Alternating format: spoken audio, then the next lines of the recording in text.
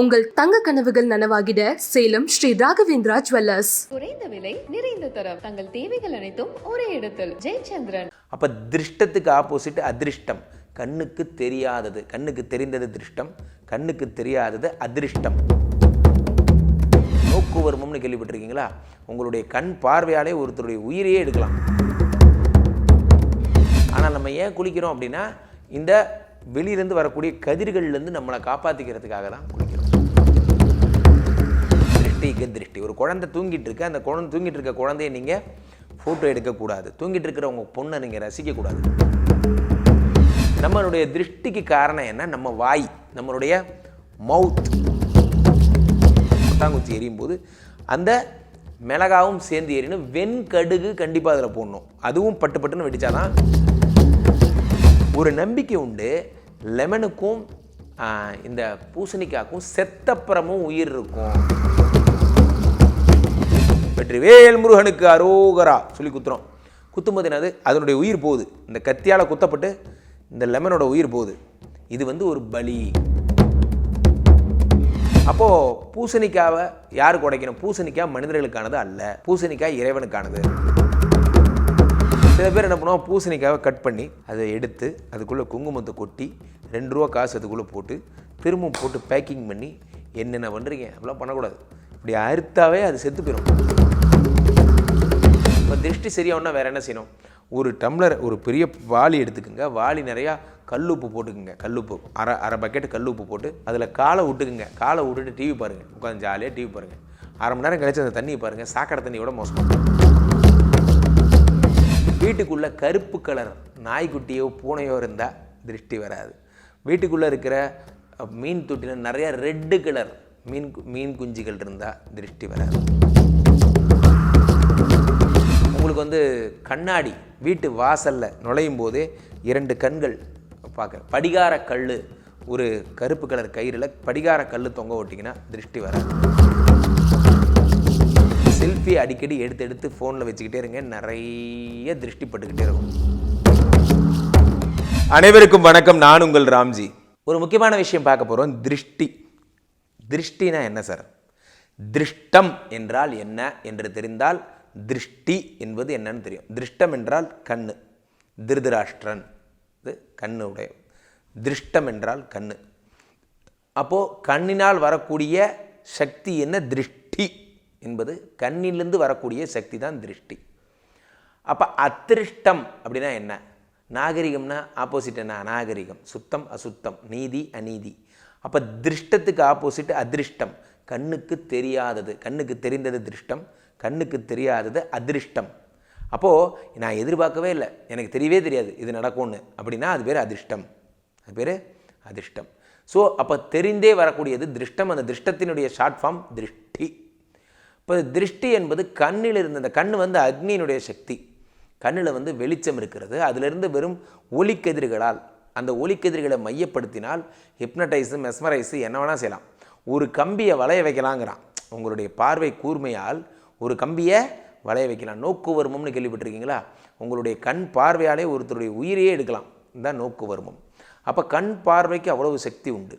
இந்த கண் பார்வை மற்றவங்கள பார்க்குறீங்க, எல்லாத்தையும் பார்க்குறீங்கிறதுனால அந்த பார்வை இந்த ஸ்தூல உடல், இந்த சூக்கும உடல் மீது மற்றவங்க பார்வை படுறதுனால சூக்கும உடல் ரொம்ப பேடாக கண்டாமினேட் ஆகுது. இந்த சூக்கும உடல் கிளியர் ஆகணும்னா அது கிளியர் ஆன மாதிரி அது ஃபீல் பண்ணணும். அது எப்போன்னா குளித்தா தான் அது அப்படி ஃபீல் ஆகும். அழுக்கான இடத்துல ஒன்றும் பனி புரியலை, அல்லது நம்ம வீடு ஒன்றும் ரொம்ப அழுக்காலாம் ஒன்றும் இல்லை. அப்போ நம்ம ஏன் டெய்லி குளிக்க வேண்டிய தேவை? நம்ம என்ன மிருகங்களா என்றால் அப்படி இல்லை. நம்ம சுத்தமாக ஏசி ரூமில் தான் வேலை செய்கிறோம். நம்ம வீடு கூட ரொம்ப சுத்தமாக தான் இருக்குது. அப்போ நம்ம டெய்லி குளிக்கணும்னு அவசியம் இல்லை. ஆனால் நம்ம ஏன் குளிக்கிறோம் அப்படின்னா, இந்த வெளியிலேருந்து வரக்கூடிய கதிர்கள்லேருந்து நம்மளை காப்பாற்றிக்கிறதுக்காக தான் குளிக்கிறோம். சரி, இப்போ இந்த திருஷ்டியில் என்ன டைப்ஸ் எல்லாம் இருக்குது என்றால், அகத்திருஷ்டி, பரதிருஷ்டி என்று 2 இருக்கிறது. அகத்திருஷ்டினா என்ன அப்படின்னா, நம்மேல் நாமே கொள்ளும் திருஷ்டி இகத்திருஷ்டி. ஒரு குழந்தை தூங்கிட்டு இருக்கு, அந்த தூங்கிட்டு இருக்க குழந்தைய நீங்கள் ஃபோட்டோ எடுக்கக்கூடாது. தூங்கிட்டு இருக்கிற உங்கள் பொண்ணை நீங்கள் ரசிக்கக்கூடாது. தூங்கிட்டு இருக்க உங்கள் அம்மாவை, உங்கள் மனைவியை, உங்கள் அப்பாவை நீங்கள் ஐயோ பாவம் தூங்குறாரு அப்படிலாம் சொல்லக்கூடாது. தூங்கிட்டு இருக்கும்போது ரசிக்கக்கூடாது. தூங்கிட்டு இருக்கும்போது ரசித்தா பட்டுன்னு திருஷ்டிப்படும். சரியா? அது பேர் இகத் திருஷ்டி. அதுமாதிரி உங்களை நீங்களே நம்ம யார் இதை ஜாலியாக பண்ணுங்கள். மோட்டிவேஷன் இஸ் இம்பார்ட்டன்ட், பட் ஆனால் எப்போ பார்த்தாலும் சில பேர் இருக்கான் லூசுப்பே, சில பேர் எப்போ பார்த்தாலும் தன்னை பற்றியே பேசிகிட்டு இருப்பான். நான் யார் தெரியுமா, நான்லாம் யார் தெரியுமா, எனக்கு என்ன வேணும்னா. நீங்கள் பார்த்துருக்கீங்களா இந்த டீம் லீடர் லெவலில் இருக்கவங்களாம் பார்த்தீங்கன்னா அது அவ்வளோ நாள் நல்லா தான் இருப்பான். அவனை யாரோ டீம் லீடர் ஆகிட்டாங்க, உடனே என்ன பண்ணுவான், அதாவது எனக்கு என்ன வேணும்னா நான் கேட்குறது, ஆமாம் நான் எனக்கு என்ன, இப்படி தான் பேசுவீங்களோ. நம்ம என்ன பண்ணணுன்னா அப்படி பேச மாட்டோம். எனக்கு என்ன வேணும்னா, இதுதான் இகதிருஷ்டி, திமிருன்னு பேர். இது பேர் திமிரு. இப்போ நம்ம மேலே நம்மளே கொள்கிற திமிரு, அதுக்கும் கடவுள்கிட்ட அடி விழும். இதுக்கு அடி இங்கே விழுவாது, இதுக்கு வீட்டில் பொண்டாட்டிட்டு அடி வாங்கி வைப்பார். இந்த மாதிரி ரொம்ப அசிங்கமாக ஏதாவது ஒன்று பண்ணி விடுவார். காட் இருக்கார், நம்மளெல்லாம் விட மிகப்பெரிய பொலிட்டிஷியன் இவர். ஸோ அப்போது எங்கே அடித்தா இவனுக்கு திமிரு அடங்குமோ அங்கே அடி வாங்கி வைப்பார், அந்த மாதிரி. ஸோ அப்போது இகதிருஷ்டி. பரதிருஷ்டினா என்ன, வெளியே இருக்கிறவங்க நம்ம மேலே படுற திருஷ்டி. அப்போ நம்ம என்ன, நம்மளுடைய திருஷ்டிக்கு காரணம் என்ன, நம்ம வாய், நம்மளுடைய மவுத். இதுதான் எல்லா ப்ராப்ளத்துக்கும் காரணம். நம்மளால் ஒரு ரகசியத்தை அடக்கிக்க முடியாது. நம்ம என்ன பண்ணுவோம், பக்கத்தில் டே உனக்கு ஒன்று தெரியுமா, நாளைக்கு நான் கார் வாங்க போகிறேன் தெரியுமா, அவன் ஒன்று அப்படியா அப்படிமா, அந்த காரே விளங்காமல் போயிடும். கொஞ்ச நேரம் வாய் மூட்டு இருந்தோம்னா அந்த கார் நடந்திருக்கும். பிரச்சனை என்னென்னா நம்மளால் வாயை வச்சுட்டு சும்மா இருக்க முடியாது. நம்ம என்ன பண்ணுவோம், யார்ட்டையாவது சொல்லுவோம். அவருடைய அப்படியா என்று அவர் கேட்ட அந்த அமுத வார்த்தை, உங்களுக்கு இருக்கிற காரு நாமோ. ஸோ அப்போ என்ன செய்யணும், யார்கிட்டையும் சொல்லக்கூடாது. சில பேர் என்ன பண்ணுவாங்க, எது எடுத்தாலும் சொல்லிடுவாங்க, சொல்லக்கூடாது. ஸோ இது அந்த திருஷ்டி சரியாக என்ன செய்யலாம் சுவாமி. இப்போ இந்த திருஷ்டி யாரும் ஒன்றும் பண்ண முடியாது. யார் மேலே திருஷ்டிப்பட்ட யாருக்கு தெரியும். இப்போது அந்த மாதிரி அந்த திருஷ்டி அழகாக இருக்காங்கன்னு திருஷ்டி வைக்கலாம், அறிவாக இருக்காங்கன்னு திருஷ்டி வைக்கலாம், நல்லா பேசுகிறானே, நல்லா வளர்ந்து வரானே, ஐயோ அப்படின்னு சொல்லி எப்படி வேணால் திருஷ்டி பண்ணலாம். அந்த திருஷ்டியை சரி பண்ண என்ன செய்யலாம், எலுமிச்சை பூசணி 2 விஷயம் இருக்குது, கொட்டாங்குச்சி 3 கான்செப்ட் இருக்குது. சில பேர் வீட்டில் என்ன பண்ணுவாங்க, கொட்டாங்குச்சியை எரிய வச்சு அதை சுற்ற வச்சு துப்பு அப்படின்னு சொல்லுவாங்க. இது ஒரு கான்செப்ட். அந்த கொட்டாங்குச்சி கான்செப்டை நீங்கள் ஃபாலோ பண்ணுறதா இருந்தால் 3 கொட்டாங்குச்சியோட கண்டிப்பாக வரமிளகா போடணும். வரமிளகா 2 அல்லது 3 மிளகா போட்டு அந்த மிளகா பட்டுன்னு வெடிக்கும். அந்த இதில் அந்த கொட்டாங்குச்சி தேங்காய் சிரட்டைன்னு சொல்லுவாங்க இல்லையா, அந்த கொட்டாங்குச்சி எரியும் போது அந்த மிளகாவும் சேர்ந்து எரியணும். வெண்கடுகு கண்டிப்பாக அதில் போடணும். அதுவும் பட்டுன்னு வெடித்தாதான் திருஷ்டி சரியாகும் என்று பொருள். இப்படி எடுத்து அம்மாக்கெல்லாம் என்ன பண்ணுவாங்க, இப்படி எடுத்து வச்சுப்பாங்க, இப்படி சொடுக்கு இப்படி ஒடிப்பாங்க. இந்த ஒடிகிறதெல்லாம் திருஷ்டி. இப்படி உடம்பெல்லாம் இப்படி தேய்ச்சிட்டு இப்படி அழுத்துவாங்க, உடையிறதெல்லாம் திருஷ்டி. இது வெடிக்கிறதெல்லாம் திருஷ்டி. சடான்னு வெடிக்கிறது திருஷ்டி, படப்படான்னு உடையிறது திருஷ்டி, இதெல்லாம் திருஷ்டி. சரி, சில பேர் எலுமிச்சம்பழம் சுற்றி போடும். அது எப்படி பண்ணணும், எலுமிச்சம்பழம் மேலே கற்பூரத்தை பற்ற வச்சுட்டு இப்படி 3 சுற்று இப்படி 3 சுற்று சுற்றி தூக்கி கற்பூரத்தை முதல்ல வாசலில் போட்டுட்டு எலுமிச்சம்பழத்தை 4ஆக பிக்கணும். எப்படி 4ஆக பிச்சு இப்படி ஒன்று இப்படி ஒன்று இப்படி ஒன்று இப்படி ஒன்று, எப்படி இப்படி ஒன்று இப்படி திரும்பி பார்க்கக்கூடாது, இப்படி ஒன்று இப்படி ஒன்று இப்படி ஒன்று இப்படி ஒன்று. அங்கே யாராவது ஒருத்தர் வந்தார்னா அவன் மண்டையில் போய் போடக்கூடாது, கொஞ்சம் தனியான ஏரியாவுக்கு போய் பண்ணணும் அதை, சரியா. அப்புறம் அதே மாதிரி திருஷ்டி சுற்றுறீங்க, 4 இதுவும் போடுறீங்க. சார் பூசணிக்காய், இப்போது இந்த எலுமிச்சம்பழத்தை ஏன் செலக்ட் பண்ணிங்க, ஏன் ஒரு ஆப்பிள் எடுத்து ஏன் பிச்சிருக்கக்கூடாது, ஏன் ஒரு ஆரஞ்சு பழத்தை பிக்கக்கூடாது, அழகாக இருக்குமே, இதோட கண்டென்ட் பெருசாக இருக்கும். ஒரு பெரிய தர்பூசணி அதை எடுத்து வெட்டினா இன்னும் ரெட் கலரில் கண்டென்ட் அப்படியே நேச்சுரலாக வரும். இப்போ பூசணிக்காயை உடச்சிங்கன்னா கூட ஒயிட் கலர் தான், கண்டென்ட்டே இல்லை. We need to take risk. நம்ம அது மேலே குங்குமத்தை போட்டு கலரிங்ஸ் பண்ணணும். ஆனால் இப்போ நம்ம தர்பூசணி போட்டு உடச்சா வர்றதே பிளட்டு மாதிரியே வரும். உங்களை க்ரியேட்டிவாக யாரும் இப்போ உடைக்க சொல்லலை, உங்களை க்ரியேட்டிவாக யாரும் உடைக்க சொல்லலை. அப்போ எதுக்காக in which circumstances this lemon and பூசணிக்காய் செலக்டட் ஃபார் திருஷ்டி பரிகாரம்ஸ் அப்படின்னா ஒரு நம்பிக்கை உண்டு.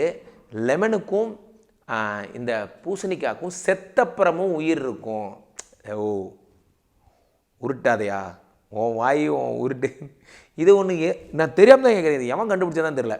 கமெண்ட் ஃபுல்லாக உருட்டாத உன் வாயு உன் உருட்டு உன் வாயு. வேறு ஏதாவது ட்ரை பண்ணுங்கப்பா, போர் அடிக்குது இதே கேட்டுக்கிட்டு. சரி, அப்போ வந்து இங்கே பாருங்கள், லெமனும் பூசணிக்காவும் உயிரோடு இருப்பதாக நாம் நம்புகிறோம். சரி, செத்தப்புறம் எப்படி சார் உயிரோடு இருக்கும்? செத்தப்புறம் நம்ம மனிதனுடைய காதுகள் 8 மணி நேரம் உயிரோடு இருக்கும். செத்தப்புறம் 2 நாளைக்கு நகம் வளரும். செத்தப்புறம் 4 நாளைக்கு தோல் வளரும். அதெல்லாம் தெரியுமா உங்களுக்கு? அந்த மாதிரி இதையும் நினச்சிக்கிங்க. சரி, அப்போது இந்த லெமனை நம்ம கட் பண்ண உயிர் போயிடும். அப்போது சுவாமி சிலை இருக்குது, சுவாமி சிலையில் ஆயுதங்கள் இருக்குது. எது சூலாயுதம், சுவாமியோட கத்தி, அதெல்லாம் என்ன பண்ணுறோம், அந்த எலுமிச்சம்பழத்தை இப்படி குத்துறோம். வெற்றிவேல் முருகனுக்கு அரோகரா சொல்லி குத்துறோம். குத்தும்போது என்னது, அதனுடைய உயிர் போகுது. இந்த கத்தியால் குத்தப்பட்டு இந்த லெமனோட உயிர் போகுது. இது வந்து ஒரு பலி. எது பலி? இது ஒரு உயிர் பலி என்று கருதப்படுகிறது. டெய்லி 2 கோழியை பிடிச்சி கொலை பண்ண முடியாது. ஸோ அப்போது எலுமிச்சம்பழத்தை எடுத்து குத்திட்டு போகிறது, அது வந்து சமம், உயிர் கொலைக்கு சமம், உயிர் பலிக்கு சமம். அப்போது எலுமிச்சம்பழத்தை சுற்றி பிக்கும்போது அதுக்குள்ளே இருக்க கெட்ட சக்திகள் அல்லது இந்த உயிரை வளிமண்டலத்தில் இருக்க தீய சக்திகளுக்கு உணவாக்குகிறேன். தீய சக்திகளே, இந்த உடலை தின்று என் பிள்ளைய விட்டுரு. அப்போது பூசணிக்காவை யாருக்கு உடைக்கணும்? பூசணிக்காய் மனிதர்களுக்கானது அல்ல, பூசணிக்காய் இறைவனுக்கானது.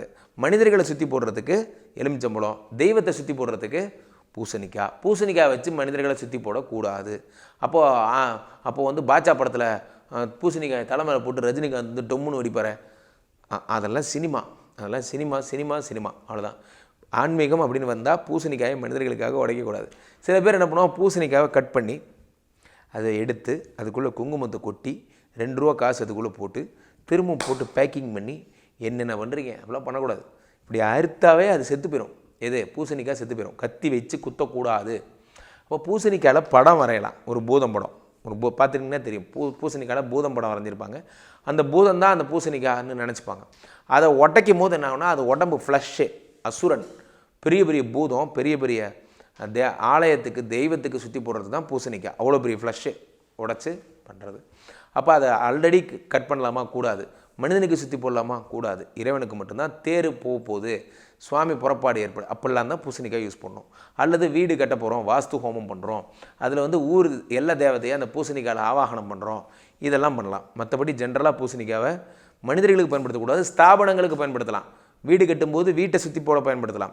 ஒரு ஸ்தாபனம் துவங்கும் போது ஸ்தாபனத்தை சுற்றி போட பயன்படுத்தலாம். மனிதர்களை சுற்றி போட பயன்படுத்தவே கூடாது. இதெல்லாம் தான் திருஷ்டி. இப்போ திருஷ்டி சரியாகனா வேறு என்ன செய்யணும்? ஒரு டம்ளர், ஒரு பெரிய வாளி எடுத்துக்கோங்க. வாளி நிறையா கல்லுப்பு போட்டுக்குங்க. கல்லுப்பு அரை பக்கெட்டு கல்லுப்பு போட்டு தண்ணி ஊற்றிக்கிங்க. நல்ல திக்னஸான உப்பு தண்ணி. அதில் காலை விட்டுக்குங்க. காலை விட்டுட்டு டிவி பாருங்கள், உட்காந்து ஜாலியாக டிவி பாருங்கள். 1/2 மணி நேரம் கழிச்சு அந்த தண்ணியை பாருங்கள், சாக்கடை தண்ணியோட மோசமாக இருக்கும். அவ்வளோ திருஷ்டி அதை அப்சர்வ் பண்ணும். அடுத்ததாக நீங்கள் வேறு என்ன செய்யலாம் திருஷ்டி சரியாகிறதுக்கு? நீங்கள் போயிட்டு 5 வரமிளகாய், அதாவது வந்து சிகப்பு மிளகாய் எடுத்து தலையை சுற்றி போட்டு அந்த நான் சொன்ன மாதிரி அந்த கொட்டாங்குச்சியெல்லாம் எரியிற இடத்துல போட்டுடணும். அதே மாதிரி நீங்கள் வந்து 5 விதமான பொருட்கள், நான் சொல்கிற பொருட்களெல்லாம் மிக்ஸ் பண்ணிக்கிங்க. மிக்ஸ் பண்ணாலாம் சரியாயிடும். வெண்கடுகு, நாய்கடுகு, அருகம்புல், அதுக்கப்புறம் வேப்பிலை, மருதாணி இலை, இது விதை, இது எல்லாத்தையும் போட்டு மிக்சியில் போட்டு அடித்து அதோடு இவ்வளோ சாம்பிராணியும் போட்டு அடிச்சுக்கிங்க. அடிச்சுக்கிட்டு டெய்லி சாயந்தரம் உங்கள் சாம்பிராணி பாத்திரத்தில் போட்டு வீடு ஃபுல்லாக காட்டுங்க. திருஷ்டியே வராது. வீட்டு வாசலில் குரோட்டன்ஸ் செடி, நல்ல முள்ளாக இருக்கிற செடி வச்சுட்டுனா திருஷ்டி வராது. வீட்டுக்குள்ளே கருப்பு கலர் நாய்க்குட்டியோ பூனையோ இருந்தால் திருஷ்டி வராது. வீட்டுக்குள்ளே இருக்கிற மீன் தொட்டியில் நிறையா ரெட்டு கலர் மீன் குஞ்சுகள் இருந்தால் திருஷ்டி வராது. அதுக்கப்புறம் வீட்டுக்குள்ளே நிறையா ரெட்டு கலர் அட்ராக்ஷனான கலர்ஸ் இருந்தால் திருஷ்டி வராது. அதே மாதிரி வந்து வேறு என்னெல்லாம் திருஷ்டி வராதுன்னு பார்த்தீங்கன்னா, உங்களுக்கு வந்து கண்ணாடி வீட்டு வாசலில் நுழையும் போதே 2 கண்கள் பார்க்குற படிகார கல், ஒரு கருப்பு கலர் கயிறில் படிகார கல் தொங்க ஓட்டிங்கன்னா திருஷ்டி வராது. ஒரு கடற்கரைக்கு போய் கடற்கரை தண்ணியை ஒரு வாட்டர் கேனில் பிடிச்சிட்டு அதுக்குள்ளே மஞ்சளில் கலந்து தெளித்து உங்கள் வியாபார ஸ்தலமெல்லாம் தெளிச்சிங்கன்னா திருஷ்டி வராது. இதெல்லாம் செஞ்சால் திருஷ்டி வராது. டெய்லி குளிக்கும் போது ஷவருக்கு பின்னாடி உங்கள் தலைக்கு பின்னாடி கொஞ்சம் உப்பு வச்சுக்கோங்க. தலையில் பட்டு அந்த ஷவர் தண்ணி தலையில் பட்டு அந்த உப்பில் பட்டு அந்த உப்பு கரையணும். இப்படி பண்ண திருஷ்டி குறைஞ்சிட்டே வரும். திருஷ்டி படுறதுக்கு முக்கியமான காரணம் என்ன அப்படின்னா, நீங்கள் உங்களை பிரகடனப்படுத்திக்கிறது, உங்களை பற்றி சொல்லிக்கிட்டே இருக்கிறது தான். செல்ஃபி அடிக்கடி எடுத்து ஃபோனில் வச்சுக்கிட்டே இருங்க, நிறைய திருஷ்டி பட்டுக்கிட்டே இருக்கும். ஆக யாருக்கெல்லாம் திருஷ்டி வேணுமோ நிறையா செல்ஃபி வைங்க. சில பேர் குழந்தை என்ன பண்ணுவாங்க, என் குழந்தையினுடைய ரோஜா இதழ்கள், ரோஜா கால்கள், அவங்க காலை ஃபோட்டோ பிடிச்சி வைக்கிறது, அடுத்த நாளே குழந்தைக்கு ஜுரம் வந்துடும். குழந்தைங்களுக்கு தயவுசெய்து குழந்தைங்கள ஃபோட்டோ பிடிக்காதீங்க. ஃபோட்டோ பிடிச்சி நீங்கள் இதெல்லாம் வைக்காதீங்க, சோஷியல் மீடியாஸில் எதெல்லாம் சோஷியல் மீடியாவில் வைக்கிறீங்க அது உங்களுக்கு வேண்டான்னு அர்த்தம். ஸோ அப்போது திருஷ்டி சரியாக என்ன பண்ணால் திருஷ்டி துர்காவை வழிபடணும். திருஷ்டி துர்கா கூகுள் பண்ணி பாருங்கள், வரும். திருஷ்டி துர்கா வழிபடுங்கள். எல்லாம் வல்ல எம்பெருமான் விஷ்ணுமாயாவை வழிபடுங்கள். உக்ரதெய்வங்கள் அனைவரையும் வழிபடுங்கள். உக்ரதெய்வங்களை வழிபட திருஷ்டி குறையும். மீண்டும் ஒரு நல்ல பதிவில் சந்திப்போம். நன்றி, வணக்கம். உங்கள் தங்க கனவுகள் நனவாகிட சேலம் ஸ்ரீ ராகவேந்திரா ஜுவல்லர்ஸ். குறைந்த விலை, நிறைந்த தரம், தங்கள் தேவைகள் அனைத்தும் ஒரே இடத்தில். ஜெயச்சந்திரன்.